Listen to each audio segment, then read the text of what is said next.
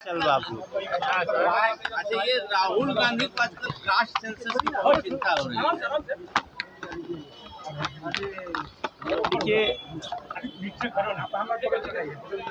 राहुल गांधी जी का इस समय थोड़ा इलाज की जरूरत है। उनका मेंटल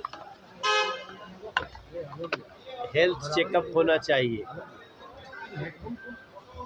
सबसे जो चिंता की बात है कि आप दुनिया भर का जात जानना चाहते हैं और अपना जाति नहीं बताना चाहते हैं, ऐसा क्यों? वो कहते, उनसे जब पूछा गया कि आपकी जाति क्या है, तो उन्होंने कहा कि इन्होंने मुझे गाली दिया। अगर राहुल गांधी जी से जात पूछा जाए तो उनको लगता है कि गाली दिया गया है, तो फिर दूसरे की जात पूछते हैं तो वो भी तो गाली हुई। तो वो सबको गाली देना चाहते हैं और अपने को उससे बचाना चाहते हैं। तो मैं समझता हूँ ऐसे व्यक्ति का मेंटल हेल्थ चेकअप होना चाहिए। ये देश अपनी प्रतिभाओं से जिसको जो आगे बढ़ना होता है बढ़ता है, और इस देश के हर बच्चे में प्रतिभा है। ज़रूरत है समय पे उस प्रतिभा को तराशने की, लेकिन पता नहीं, चूँकि इन लोगों को इतना दिन से सत्ता में रहने का आदत हो गया था राहुल जी को, कि सत्ता से निकलने के बाद वैसे ही तड़प रहे हैं जैसे मछली को पानी से निकाल दो। पेंशन पॉलिसी सर पास कर दी गई है। इस देश के जितने सरकारी केंद्रीय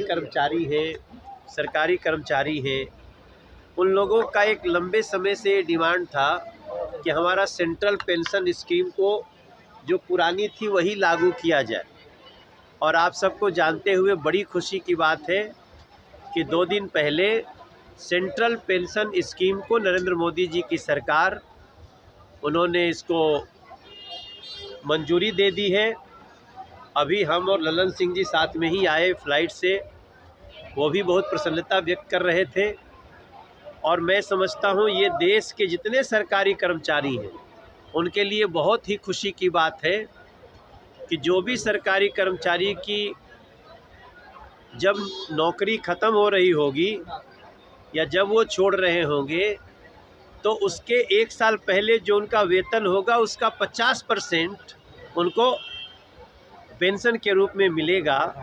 और ये मुझे लगता है देश के लगभग 10 करोड़ लोगों के लिए, 10 करोड़ परिवारों के लिए एक बहुत बड़ा समाचार है। नरेंद्र मोदी जी को धन्यवाद।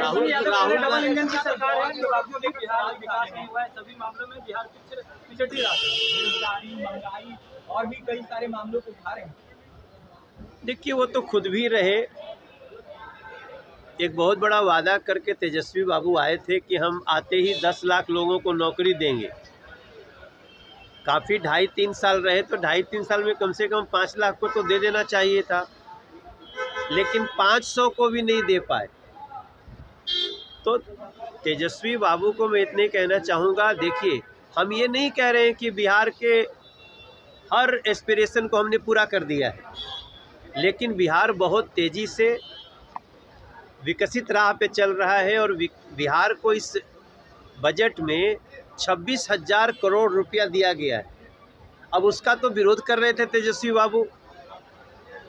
आप अगर विपक्ष में हो के भी बिहार के समर्थक हैं, तो बिहार में जो इस बजट में स्पेशल दिया गया है, टोटल देखेंगे तो करीब 48,000 करोड़ का इसी बजट में है। लेकिन उसकी तारीफ करने की बजाय तेजस्वी बाबू को आदत पड़ गई है केवल विरोध करना है।